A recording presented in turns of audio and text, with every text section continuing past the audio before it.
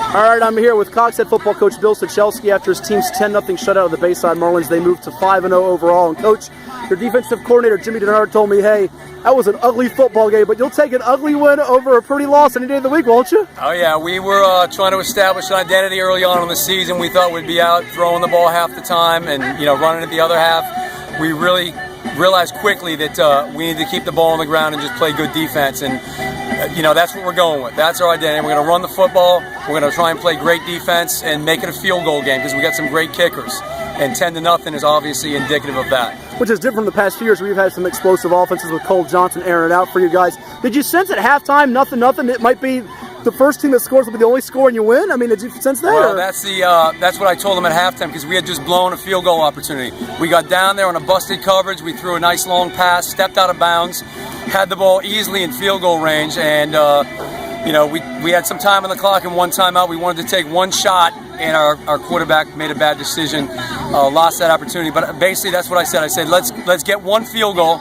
and play defense. And as it turned out, we were able to bust a big run, get a field goal on top of that, and we did play good defense. And you got two capable kickers in Carson DiNardo and Owen Smith. Yeah. Now, block field goal, block punt. They're driving, and second down, Jordan Williams, who was disruptive in the game last year, pushes them backwards. That was really just I think the game all night. It was Jordan, it was your defensive tackles, Murphy and Morgan. It was the Broccoletti brothers. You had somebody different make a play, 5 sacks on the night. Yeah, it was, again, another pressure. We didn't pressure a whole lot because we had to make our minds up to either stay back in coverage, and when we did, they found the seams and they found the holes and they threw it there and got first downs. But once they started getting across the 50 and into our territory, we mixed in some man blitzes and that's what really provided the pressure. Your defensive front has to be looking at shots though when they don't see Max protecting their 3 and 4 wide receivers because one-on-one they can win a lot of those battles.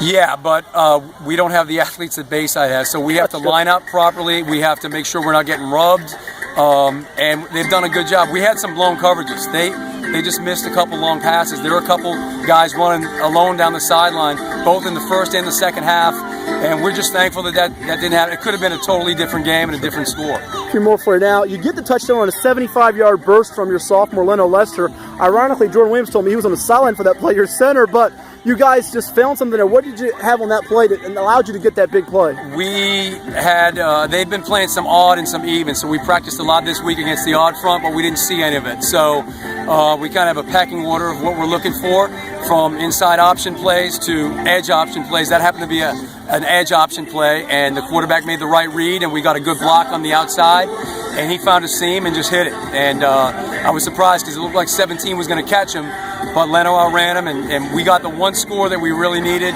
That was the first one, and as it turned out, we didn't need the field goal, but it was nice to get it.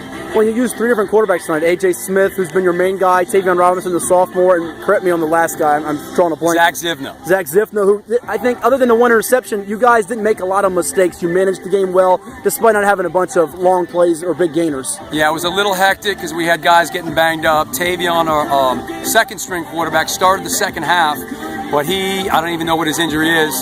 So when we got down here toward in field goal range, we had to put Zach Zivna in, got under center, and ran some eye stuff, and just said, we're in field goal range, let's not make a mistake. And so it's great to see, and we practiced that way this week, that we had 3 quarterbacks mixing in, figuring we'd need them all, and it came to fruition. So credit to the offensive coaches for preparing properly. Final one, and I appreciate your time, and it's sort of a twofer.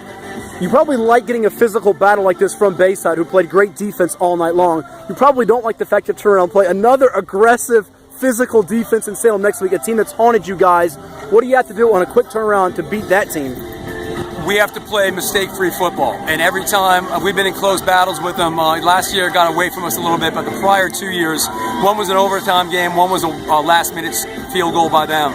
So we feel like we're right there with Salem. We're going to prepare just like we would prepare for any other team, but having Bayside this week kind of gives us something similar to what we're going to see with Salem. They're coached well, they've got a tough defense, they have haunted us, but all I know is that we're 5-0, and we were 5-0 last year playing them.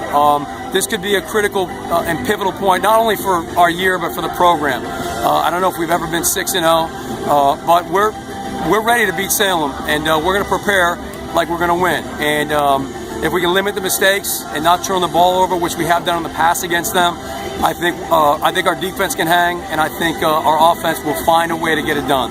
Well, the Falcons are the lone unbeaten, public or private, in the Beach as we close September going to October. Congrats on the win. Thanks for your time. Thank you.